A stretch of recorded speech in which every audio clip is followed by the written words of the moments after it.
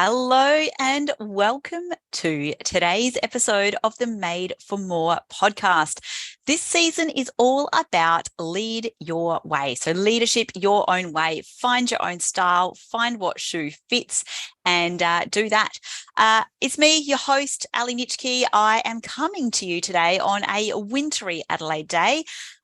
This episode is a little bit different to some of them that you've heard in the past. This is part of our Ali Speaks segment, which is a solo episode for all of you who have been requesting them. Thank you very much. I love that. But what I wanted to share with you today is a little bit different. Of course, the season's all around leadership your way, and I wanted to share a little bit of leadership my way. So you may or may not be aware, but June, which is when I was recording this, is a very exciting month because my first book had its very first birthday. And if you've ever written a book before or you have friends that have written a book, you'll know that it is a labor of love. People often ask me, how was the writing process? And I think, geez, it was more labor, less love. And it's taken me nearly 12 months to be able to read through some of it, only because when you spend your time, energy, effort, absolutely entrenched in creating and writing a book, part of you doesn't ever want to pick it up again. This book, well and truly, was a labor of love. It didn't actually take me that long to write, but it did take me a long time to get it from when I'd finished writing it to actually getting it out into the world. So if you are not familiar with my very first book, it is called Rise of the Courageous Leader, 3 Simple Steps to Lean into Discomfort and Communicate with Confidence. So one of the key things and key messages I have when I'm working with leaders, whether it's through some of our corporate programs or whether it's through some of my private clients, my senior leaders and exec leaders, is we look at leadership across 3 different pillars. So pillar 1 is around self-awareness. You can't lead others until you can lead yourself. And this covers things like clarity, capability, confidence, and leading to inspire. Then we have a look at part 2 or pillar 2, which is all around team awareness. Now, we can't lead a team until we can communicate effectively. So communication, as you know, is my favorite topic. I love to talk about talking, but we really want to be able to communicate effectively as leaders, both to our peers, to our team, and also be able to present with influence and impact and confidence. So communication, curiosity, and compassion falls under our team aware pillar. And then we get to our third pillar, which is all around organizational awareness. So this is really underpinned by change and our ability to lead change, navigate change, bring people on the bus, so to speak, air quotes, as well as some competency, so organizational development, and then community as well. And this is really how we lead with impact. So because because the book is having a birthday, I thought I would do something that I've not yet done before, and that is actually do a bit of a read through. So full disclosure, I've not actually read this out loud yet. A few of you have been asking me about audio versions, and yes, there will be an audio version at some point in the future. So I thought today I would actually give you a little bit of a sneak peek behind the scenes or within the cover, so to speak, just to give you a little bit of an understanding about what Rise of the Courageous Leader is all about. To date, we have sold hundreds of copies around Australia. We've had reprints done for companies where I've keynoted, and there's been a special message in there from their CEO or their managing director. It really has gone wide and far and wide, and I could not be more proud of my very first book. Also, a bit of a caveat, if you have heard me speak in the past, whether it's been in training rooms, whether it's been presenting to your board, whether it's been at conferences or conventions, you'll know that I don't have notes. So I am not someone who often will script what I'm about to say, including all the podcasts. They are all very much in the moment. So I'm actually not used to reading from a script or reading directly from my book. So if you stumble, you're going to get the real life version of what it means to read, and you'll be able to see how often I can cover up my little stumbles when I'm not reading directly. All right, enough of that. I can't wait to read you the intro of Rise of the Courageous Leader. Of course, if you would like to get your own copy, you can do that on all of the regular platforms, Amazon, Booktopia, places like that. And if you would like a very special personalized signed copy, head over to my website, madeformore.com.au/books, and I will personally sign a copy for you. And my 4 tiny people are involved in the wrapping and sending process as well. So they get paid pocket money and they love to be able to help out and send those books around the world. All right, let's dive in. Welcome to the Made for More podcast. I'll be sharing my experiences along with some actionable advice to take your leadership to the next level. Introducing your host, it's me, Ali Nitschke. I'm a leadership and courageous conversations expert, a Nutella lover, a mother of 4 young boys, a wife, and a dance floor junkie. I'm here to give you the motivation you need to level up, lead yourself, lead your team, and your business. Let's go.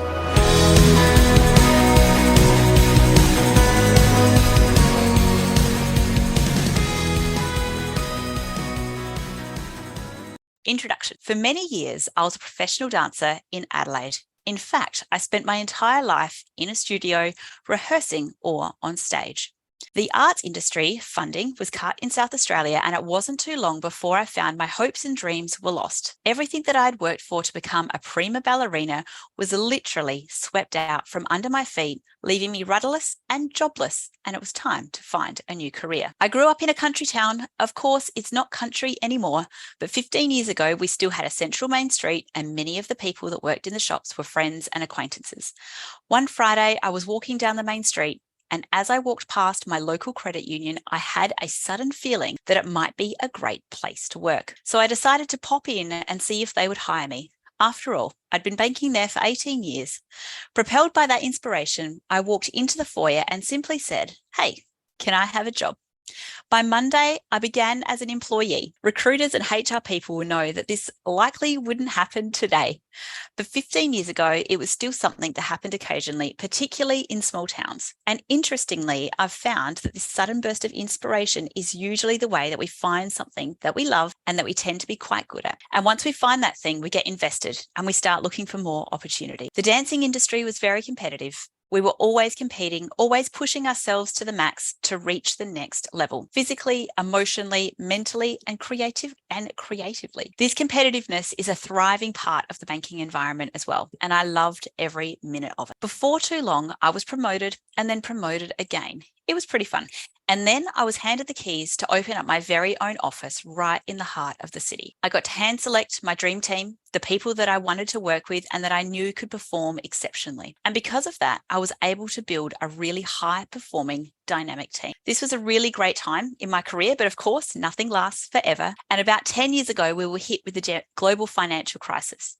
Banking and finance was not a great place to be working at that particular time, and eventually we were disbanded and the office was closed. My team, who were fantastic, were promoted to other areas, and I found myself sent to, quote, fix a toxic team environment in another office. The first day in my new role, I walked into the office and felt like walking into a literal wall of 14 women. They hated their jobs, they hated each other, they hated their boss, and as you can imagine, they especially hated me, a super optimistic person who had suddenly appeared to sort them out. This was absolutely my baptism of fire when it came to leadership. I learned very quickly that I'd been thrown into the deep end and I needed to either sink or swim, and I was sinking quite fast. But one of the best parts of this role was that I got to have a vast number of courageous conversations, and with each and every one of those 14, and over the next 18 months, we were able to collaboratively turn that team around. Of course, if you've been on either the giving or the receiving end of a courageous conversation, you'll know that it's a pretty tiring thing, and I was ready for a bit of a break. So I decided on another career change. And this one might have been my hardest but best role ever. Having 4 babies in 5 years, all boys, I've learned a lot from each of my careers, and my career as a mum was no different. From my darling 3, 4, 6, and 8-year-old children, I've learned the hugely important lessons that all adults have the same emotions, issues, and meltdowns as children, and we still have the same difficulties using our words. The only difference is that we're much better at hiding it as adults. In this book, we're tackling the process of using our words through courageous conversations. In my work today, I get to collaborate with leaders all around Australia and even around the world. And this is something that I speak about quite a bit: how to be a courageous leader capable of courageous conversations with ourselves and our teams. While this book is very much workplace related, a lot of what we will deal with here can be used to great effect in our personal lives as well. Why is courageous leadership important? I do not believe you can do today's job with yesterday's methods and be in business tomorrow. Nelson Jackson. In a time of texting, tagging, tweeting, now more than ever, people are looking for connection, and they're looking for their leaders for that connection. Because of this, we're seeing a new style of leadership emerge. There's a move away from traditional leadership and a view that it simply doesn't work anymore, that it's not enough. And in the last 12 months, we've seen a rate of change accelerate beyond what we thought possible. What we want and need today are resilient leaders who are bold, who can make decisions, and who are willing to experiment, test, and learn the best ways to lead in our changing environments. But most importantly, we want leaders to have compassion for themselves and for their people. The root of the word courage is core, the Latin word for heart. In its earlier form, courage meant to speak one's mind by telling all one's heart. The future of leadership needs more heart. What we need are courageous leaders. Courageous leaders embody innovative leadership that fosters creativity, empathy, and connection. With a rapidly changing environment and continually competing priorities, leaders today need to step up to adapt these leadership traits. Unfortunately, it's yet to happen, and many HR managers, human resources managers, and general managers report that while their leaders have great business acumen, they're still missing these important soft skills. This means putting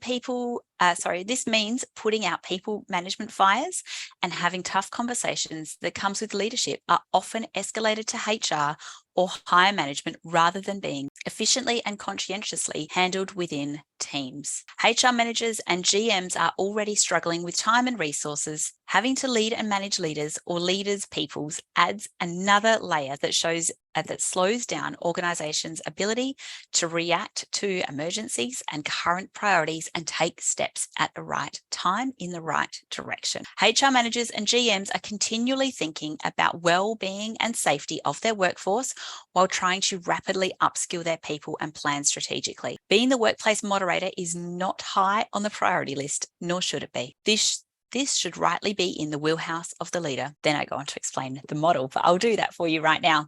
So at the bottom of the model, and we work our way up, it's like an ascension model, is number 1. So this is like an entry level for leaders, and this is frozen. Leaders at this level are a bit like a deer in headlights. They are usually newly appointed leaders and are perhaps a little overwhelmed with what lies ahead. They may have a large and never-ending to-do list or are unsure as to what tasks they need to undertake as part of their role. Leaders at this level need to focus on action. Taking action, and action will build that momentum for them to get going. They really need to focus on the next step they're going to take rather than how they're going to climb the entire mountain. Level 2. Floundering. Leaders at this level are playing a game of whack-a-mole. They're constantly putting out fires, whether they're real or perceived. These leaders often feel like their leadership journey is hard work. They haven't yet adapted or developed their own leadership style. They may be trying to mimic something they've seen in the past, but it's not working for them. Leaders at this level need to focus on clarity. The clarity piece in leadership is so important. I often say leaders need to slow down and plan and think to speed up, to lead and execute. Leaders at this level need to focus on their leadership identity and blueprint and really take a step back to see what their big vision is all about. Level 3, frazzle. Leaders at this level are usually a flurry of activity. They're overworked and working long hours. They will often come across as busy, air quotes. Sometimes they're busier than they are productive. They are also often doing a lot of work that isn't necessarily in their zone of genius. Leaders at this level need to focus on delegation, looking at who in their team can take on some of these tasks that are either taking up a lot of time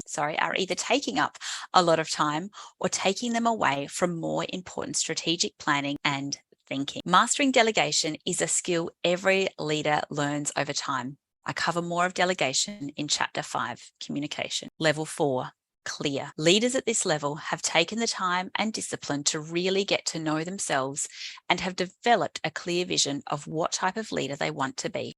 Leaders at this level need to focus on ownership. Now that they're clear on what type of leader they want to be, they need to take personal responsibility for the next steps, planning their goals, being accountable to them and to others, driving their own learning and advancement. Here is really important to building momentum. Level 5, coasting. Leaders at this level here are cruising. They're no longer frantic. However, they're not yet making an impact or influencing those around them. These leaders need to develop an action plan and then plan how they're going to execute it. Level 6, confident.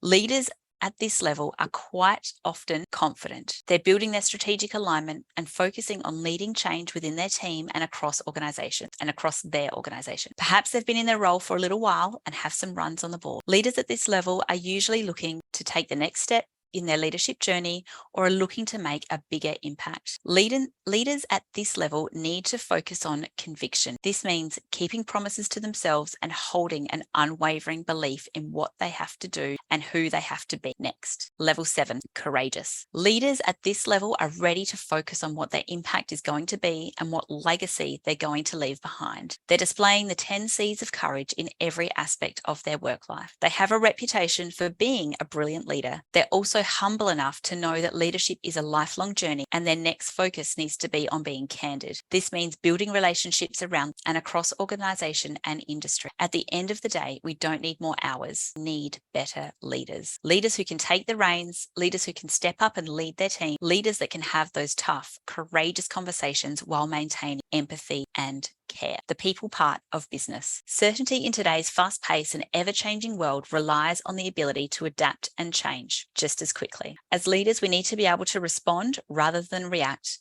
We need to resolve what didn't work and push forwards towards a new way of working that does work well. The weight of responsibility to make sure everyone is safe, retain staff, manage sick and stress leave, not to mention handle the fallout of mental health in the next 12 months and beyond, falls solely on human resources and executive. It's no wonder we're steering directly towards burnout. But the people part of business is vital. We must get this right in order to be effective leaders over the long haul. And this book will help you to find the way forward to be able to lead your people and your teams with empathy, care, innovation, and most importantly, courage. Let's dive in. There you go. My first ever read through. You are welcome. I hope you enjoyed that, the intro of Rise of the Courageous Leader. As I mentioned, there is an audio version coming out at some point in the future, she says, without any date or commitment in mind. No, I will let you know when that does come out. But in the meantime, if you would like to get your e-copy through Kindle or a hard copy, you can find that in all of the usual places.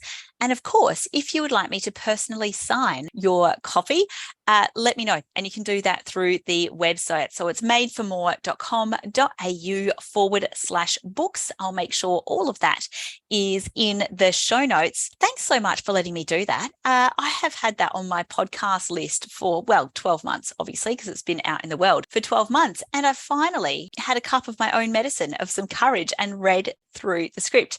Not sure if you noticed a couple of stuff ups there, but I think you get the gist. Thank you so much. I have thoroughly enjoyed it. Don't forget to tune in to the next episode for Ali Speaks or hear from some of our wonderful guests. If you like today's episode, please tell your friends, share it on socials. You know what to do if you're already listening, and I will chat with you soon. Bye for now. Thank you so much for joining me today. If you enjoyed this episode on the Made for More podcast, please make sure you subscribe to receive future episodes. And of course, 5-star reviews are always welcome on the Apple podcast. If you'd like a copy of the show notes or any of the links mentioned today, check out madeformore.com.au/podcast. And of course, if we aren't connected already, you can find me in all the usual places. Ali Nitschke on LinkedIn, ali.madeformore on Facebook and Instagram. I hope you have an awesome week, and I'll catch you again soon. Bye-bye.